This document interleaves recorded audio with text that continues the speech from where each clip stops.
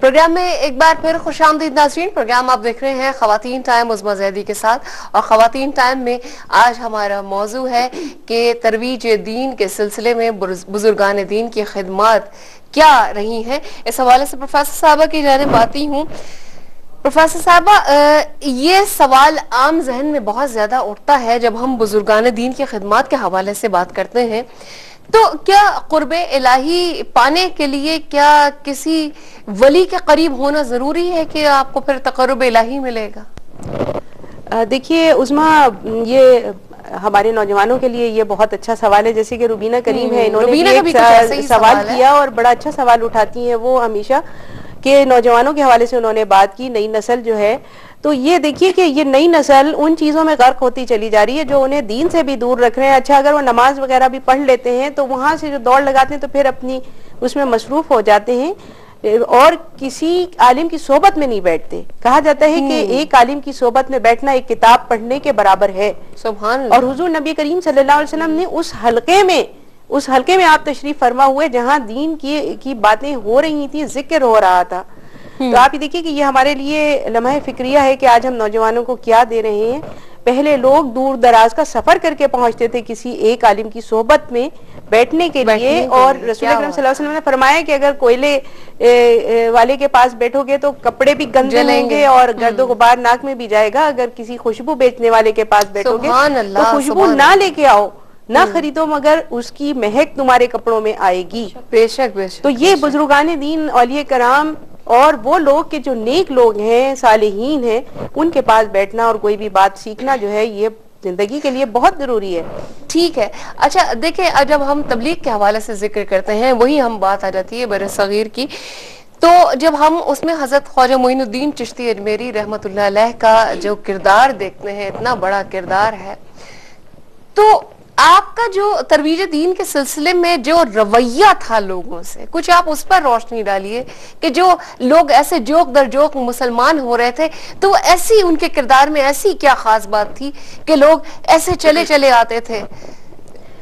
देखिए, रसूल अकरम सल्लल्लाहु अलैहि वसल्लम का हुस्न खुल्क था जिसने सबको मुतासिर किया, और अल्लाह तबारक व तआला ने उसकी क्या तारीफ तौसीफ फरमाई कि इन्नका लअला खुल्किन अज़ीम, आप अजीम मर्तबे पर फाइज हैं। तो अखलाक हसना, इस्लाम जो है वो प्रैक्टिकल दीन है। ऐसा तो नहीं हो सकता कि हम जी ज़ूलॉजी पढ़ रहे हैं और उसके बाद जब तजर्बा गाँव में जा रहे हैं तो वहाँ बॉटनी के उस पर रिसर्च कर रहे हो। ठीक है ना। एक डॉक्टर जो है वो MBBS डॉक्टर, वो सर्जरी करेगा जाके वहाँ, वो ये नहीं करेगा कि इलेक्ट्रिकल इंजीनियर की तरह वो पार्ट्स बनाने लगे। ये दीन का काम भी बिल्कुल ऐसा ही है। और औलिया कराम ने इसकी इम्प्लीमेंटेशन इसी तरीके से की, उसको समझा और समझने के बाद जो है वो उसके ऊपर अमल दरामद किया। अब हम ख्वाजा मोइनुद्दीन चिश्ती रहमतुल्लाह अलैह की अजीम शान शख्सियत पर नजर डालते हैं तो हम देखते हैं कि जी किस से मुकाबला था और किस तरह आपने मुकाबला जीता। यानी वो पृथ्वी राज था, एक बहुत ही यानी घमंड वाला और गुरूर तकब्बुर वाला, और ज़ाहिर गैर मुस्लिम जो बादशाह था, और उस बादशाह को ने एक शख्स को भेजा था कि भाई जाओ तुम वहां जाके और उनसे कहो कि मैं इस्लाम लेके आऊंगा। तो उनका वापस कर दिया आपने। जब वो वहां पहुंचा तो उसने दोबारा से उनको भेजा कि आपने क्यों नहीं इसको यानी इस्लाम की रोशनी से माला माल किया, या क्यों इस्लाम में दाखिल नहीं किया।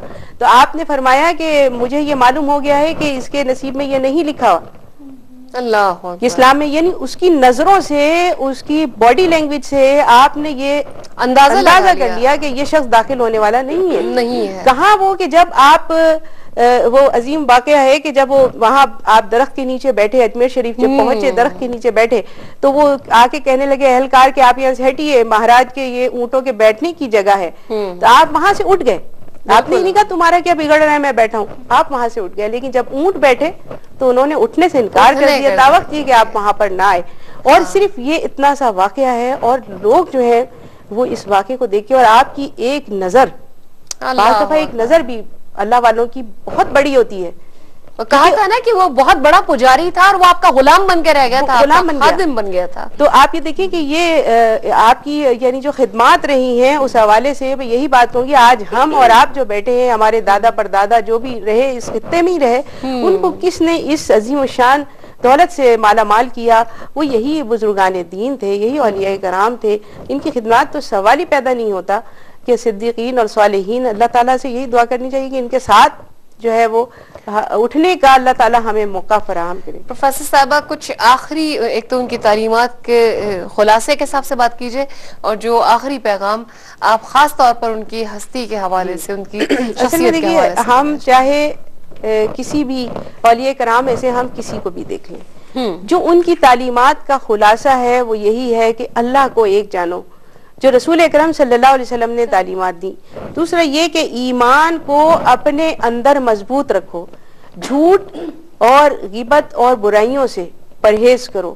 یہ موٹی موٹی تعلیمات ہیں جو آپ نے اپنے یعنی ماننے والوں کو سکھائی. جو بھی آپ کی خدمت میں آتا تھا اور اسلام لے کے آتا تھا اس کو آپ کلمہ طیبہ سکھاتے تھے، اور پھر وہ اس خانقاہ کے اندر جو ہے وہ وہاں رہتا تھا آپ کے ساتھ، اور جو سیکھ کر جاتا تھا تو وہ اسلام کی وہ تعلیمات ہوتی تھی کہ جو رسول اکرم صلی اللہ علیہ وسلم نے جو ہے وہ پہنچائی ہیں. اور اس کے بعد آپ نے دیکھیے ایک بہت یہ ہے کہ آپ نے فرمایا کہ تم میں ضعیف ترین شخص وہ ہے جو ایک بات کہے اور پھر اس پر ثابت قدم نہ رہ سکے. آپ نے وصیت فرمائی کہ اپنے افلاس کو چھپانا اور اپنے دکھ کو کسی سے نہیں کہنا. مطلب یہ جو وصیت ہے کہ افلاس کو چھپاؤ اور اپنے دکھ کو کسی سے نہیں کہو. لوگ جو بیان کرتے پھرتے ہیں نا اپنی باتیں، تو اس کی وصیت کی آپ نے. سبحان اللہ پر توکل رکھو، یعنی اللہ پر توکل ان صاحبان کرام کا کیسا تھا. کیا بات ہے پروفیسر صاحبہ، یہ موضوع ایسا ہے کہ یقیناً ہم اس پر بات کرتے چلے جائیں گے اور وقت بھی اسی طرح ختم ہوتا رہے گا، اور یہ باتیں کبھی نہ ہو پائیں گی. آج جس شخصیت کے حوالے سے ہم نے گفتگو کرنے کی کوشش کی وہ پروفیسر صاحبہ نے اس پر خاصی حد تک تو کام کیا، لیکن وقت کی کمی ہمیشہ آڑے آ جاتی ہے. آج انشاءاللہ تعالی